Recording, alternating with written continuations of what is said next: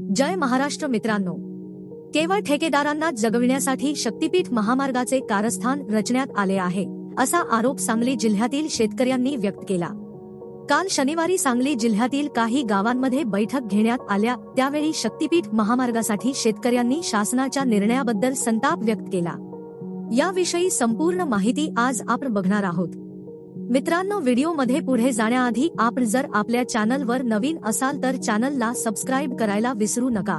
या आपल्या चॅनलवर असेच अपडेट येत असतात, तेव्हा चॅनलला नक्की सबस्क्राइब करा आणि आपण आपल्या व्हॉट्सअप आणि टेलिग्रामला लवकर जॉईन व्हा। त्या ठिकाणी असे अपडेट आपण टाकत असतो, त्याची लिंक ही डिस्क्रिप्शन मध्ये दिलेली आहे। मित्रांनो, केवळ ठेकेदारांना जगविण्यासाठी शक्तीपीठ महामार्गाचे कारस्थान रचण्यात आले आहे। यामध्ये शेतकरी उद्ध्वस्त होईल याकडे दुर्लक्ष केले जात आहे असा आरोप शेतकऱ्यांनी केला।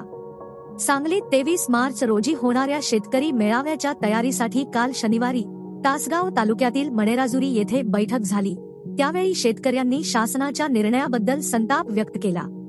आटपाडी तालुक्यातील शेटफळे, कवठे महांकाळ तालुक्यातील घाटनांद्रे आणि तिसंगी, तासगाव तालुक्यातील डोंगरसोनी, सावळज, मणेराजुरी, नागाव, कवठे येथेही बैठका झाल्या। त्यावेळी किसान सभेचे प्रदेशाध्यक्ष उमेश देशमुख, स्वाभिमानी संघटनेचे महेश खराडे व नागरिक जागृती मंचाचे सतीश साखळकर यांनी मार्गदर्शन केले। यावेळी देशमुख म्हणाले की शक्तीपीठ महामार्गाला किंवा धार्मिक स्थळे जोडण्याला आमचा विरोध नाही, पण हजारो एकर जमीन महामार्गात जाऊन शेतीवर नांगर चालणार असेल तर महामार्ग कशासाठी, हा प्रश्न आहे।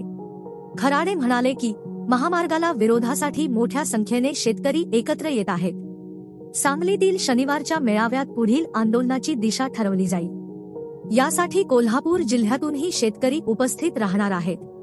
आजवर पवनचक्क्या, रत्नागिरी ते नागपूर महामार्ग, राज्यमार्ग, गुहागर ते विजापूर महामार्ग यासाठी शेतकऱ्यांनी मोठ्या प्रमाणात जमिनी दिल्या आहेत, पण त्यातून ते सुखी झालेले नाहीत। आता शासनाने शक्तीपीठच्या रूपाने नवे संकट लादू नये।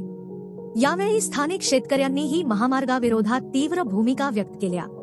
या बैठकीला प्रभाकर पाटील, सुनील पवार, PY भोसले, गुलाम मुलाणी, किशोर कोडग, शरद पवार, भालचंद्र कोडग, अमर शिंदे, वामन कदम, शरद जाधव, विशाल गायकवाड, प्रकाश गायकवाड, गणेश गायकवाड, गुलाबराव गायकवाड आदी शेतकरी उपस्थित होते। साखळकर म्हणाले की महामार्गामुळे नदीकाठच्या गावात महापुराचे संकट गर्द होणार आहे। कोणीही मागणी केलेली नसताना नव्या शक्तीपीठ महामार्गाचे प्रयोजन काय याचे उत्तर शासनाने द्यावे। म्हैसाळ, टेंभू, आरफाळ आदी सिंचन योजनांच्या पाण्यामुळे दुष्काळी भागातील शेतीमध्ये सोने पिकू लागले आहे। तेथे महामार्गासाठी नांगर चालविण्याचे पाप शासनाने करू नये। या महामार्गाला कोणत्याही परिस्थितीत जमिनी आम्ही देणार नाही। तर मित्रांनो, यावर तुमचे काय विचार आहेत ते आम्हाला कमेंट करून नक्की कळवा। आणि आपला आजचा व्हिडिओ आपल्याला इन्फॉर्मेटिव्ह वाटला असेल तर व्हिडिओला लाईक करा आणि चॅनलला नक्की सबस्क्राइब करा। आपण परत भेटू एका नवीन व्हिडिओमध्ये। धन्यवाद।